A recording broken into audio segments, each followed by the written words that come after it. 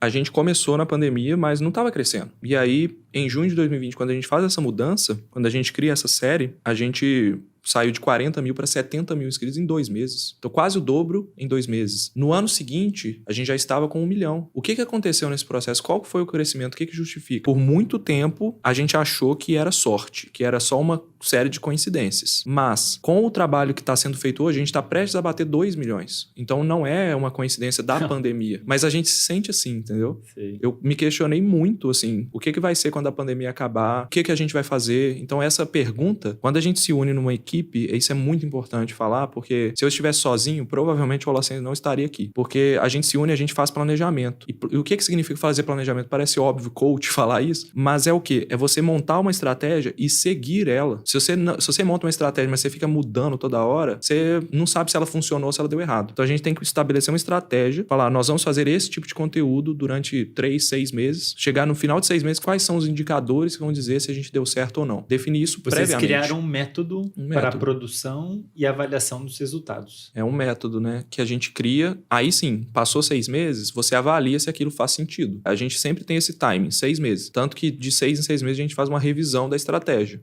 Até hoje é assim. Quando a gente não consegue se encontrar, cada setor, hoje a empresa é setorizada, né? Cada setor ele tem uma estratégia que ela vai se atualizando. Mas não todos os dias. Eu vejo muitos produtores de conteúdo trabalhando sob demanda. Surgiu algo, vamos fazer. Mas o problema de trabalhar sob demanda é que às vezes pode não surgir e pode ser que você esteja num dia ruim. Pode ser que você esteja com realmente um problema pessoal na sua vida, que é normal. Às vezes acontece, sei lá, parente brigou, alguém morreu, alguma coisa fatal acontece e a produção para. Quando você tem uma equipe, isso é difícil de acontecer porque a equipe te apoia. E quando você tem estratégia, a estratégia está traçada. É só você seguir o que você definiu no momento que você tinha uma condição melhor de avaliar os fatos. É por isso que são esses fatores, eu acho que fazem diferença hoje, que fizeram a gente chegar onde a gente está hoje. Ô Lucas, agora pegando isso tudo que você falou, queria focar um pouquinho mais para a gente falar da sua experiência e a gente conversar um pouquinho mais de saúde mental de um modo geral, porque vamos lá, você criou o canal em 2015, produziu conteúdo de alguma maneira por anos, alguma expectativa você tinha, né? O cérebro humano nunca faz nada sem criar alguma expectativa, ele sempre tem alguma expectativa, pode ser ganhar dinheiro, pode ser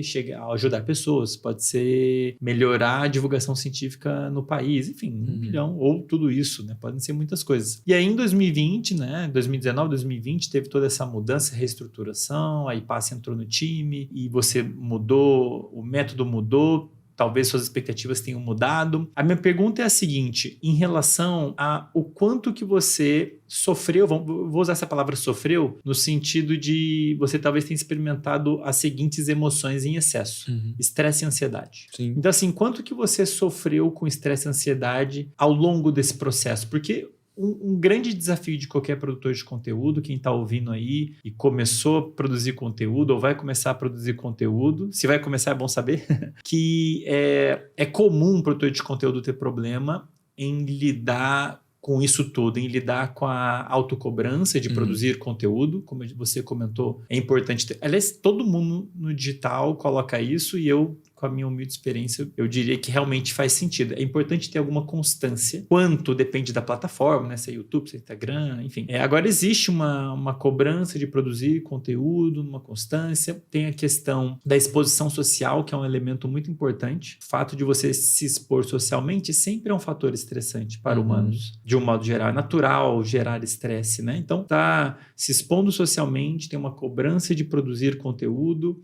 E aí isso varia muito de pessoa para pessoa, você vai querer que seja uma coisa de qualidade, tem suas expectativas. Como é que isso funcionou para você, assim? Você teve problemas com isso ao longo de todo o trajeto ou foram em momentos específicos? Se foi em momento específico, você consegue perceber algo específico nesses momentos? Sim. Bom, tem vários, na verdade. Eu acho que a palavra ansiedade, por mais que eu nunca tenha sido diagnosticado com transtorno de ansiedade, certamente eu estive perto de ter traços de ansiedade, assim, eu tive que iniciar uma terapia por causa do trabalho, nunca tive problema de relacionamento, nunca tive problema de me sentir ansioso, apesar de, a minha vida, quase sempre as pessoas falam, Lucas, você é muito ansioso, mas é aquela ansiedade de querer fazer logo, e não de preocupação, de gerar uma sensação de luta ou fuga. Então as pessoas confundem muito o que é ansiedade patológica e o que é ansiedade do dia a dia. Agora, me lembrando, eu eu passei por vários momentos. Então, bem no início ali, um fator gerador de ansiedade era a resposta do público com relação ao que eu fazia.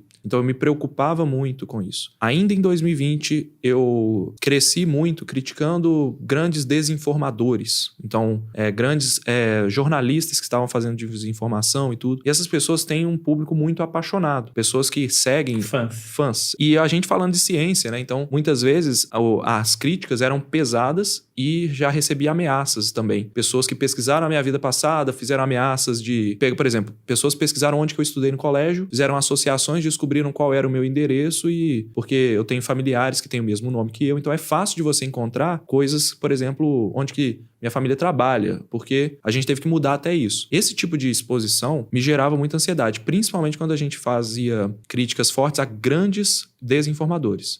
Comentários com ameaças, aquilo me marcou muito, ao ponto de ficar muito preocupado, de querer, não sei se a palavra desistir, mas será que a gente tá no caminho certo? Será que vale a pena? Questionar, né? Acho que será que vale a pena você se expor dessa maneira? Vamos fazer um conteúdo aqui de boa?